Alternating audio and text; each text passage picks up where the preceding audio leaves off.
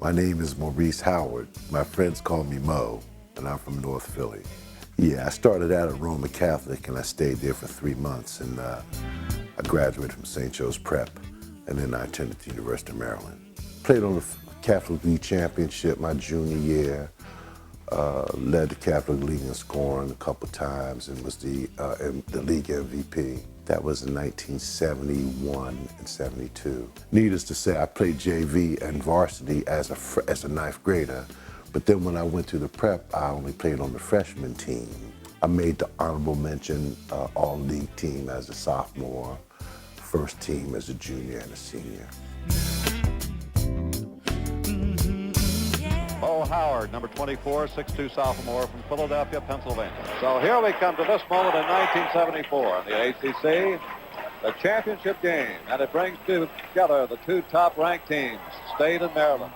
Some people say it was the greatest ACC championship game ever. Some people say it was the greatest college game ever. Mo Howard off the glass. We scored 100 points. They scored 103 to win the game.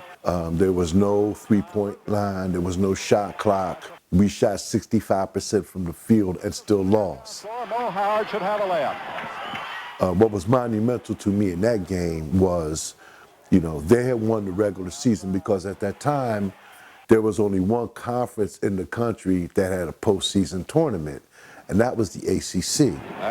So you could have gone undefeated in your regular season, but if you had lost the ACC tournament, you couldn't go to the NCAA tournament, which at that time was only 25 teams. There goes Howard now, and Tao gets free. That matchup is hurting North Carolina State. Mo Howard has taken advantage. The night that we played North Carolina State was our third game in a row. We played we played Duke in the first game. Here's Howard on the pass from Davis. And Duke then was not the Duke like y'all know now. And then we played North Carolina. You know, it was a very good team. They had Walter Davis, they had Bobby Jones, they had Mitch Kupchak, and we beat them pretty good the night before. And then the next night we played, you know, we had to play against North Carolina State. The guy, Tom Burleson, had a crazy game. I don't think he'd ever scored that many points in one game in his entire career. But in this game, he was just unstoppable. And Lynn Elmore, who was my teammate at Maryland, was a noted shot blocker, rebounder. In prior games, Lynn was able to block Burrell's shot. Like Burrell would shoot a hook shot, Lynn would block it. In this particular game, whenever Lynn blocked it, they were called goaltend. Beautiful block by Elmore. And they're calling goaltending. Nobody can tell me anything about David Thompson in college. He had his best games against us. I played in a game where he had 9 points in the first half and 34 in the second, and we had 6 different guys try to guard him. The only person that I ever saw that was close to him, but not as good as he was Reuben Collins. The magnificence of that game was there were 7 guys that were NBA picks in that game. David Thompson. There's Thompson. Monty Tao. Monty Tao. Tom Burleson. Burleson on the inside. It looks like he wants to take it on. Lynn Elmore.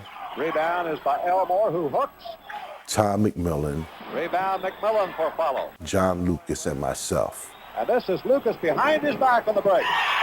I got drafted by the Cleveland Cavaliers. I was the 32nd pick in the draft. And then a couple of weeks later, I got a call from the Jazz organization. Last night it was the third quarter. It was so bad. Mo Howard puts one in. Nobody is missing at that end of the floor. Mr. Press Maravich was the general manager. That's Pete's dad. And Mr. Maravich was the coach at Appalachian State. You know, he had gone to school at LSU, and the only reason they really fielded the team in New Orleans was because Pete was the draw. So, you know, we knew what was going on. I mean, oftentimes, Elgin would call a timeout, and we'd have our little huddle, and then, you know, as we're walking on to the court, Pete would say, "Yeah, you guys get over here." And he'd tell you exactly what the game plan was. Pass the ball to me. 2 minutes left in the quarter as Howard shoots They traded to the Atlanta Hawks. They traded for a guy named Truck Robinson. Truck came to New Orleans, and Ron Behagen and myself were sent to Atlanta in compensation for Truck Robinson coming to New Orleans. So we get to Atlanta, and Hubie Brown is the coach. I'm a child of the Baker League. I grew up, before they made Bright Hope their home. They used to play around all over the city, different recreation facilities all over the city, man. So my dad, who knew I loved basketball the way that I did, he would look in the newspaper and he would say, they're going to play, the Baker League is playing at A in Champlain, or the Baker League is playing at Belfield tonight. And so we would go to those games. I played on the championship team. I got a playoff MVP, and I coached a championship team in the Baker League. The MVP that year, I believe, was Andre McCarter. We had 4 guys from that team that went to the NBA. Maurice Lucas, Andre, Joe Bryant, and myself. Mo Howard for the right side. I won a championship in the Sunny Hill League, too. And I was also I was the youngest player to play in the Sunny Hill League. I was in the 9th grade. I went to try out for the team in North Philly, where I was from, and they wouldn't even let me in the layup line.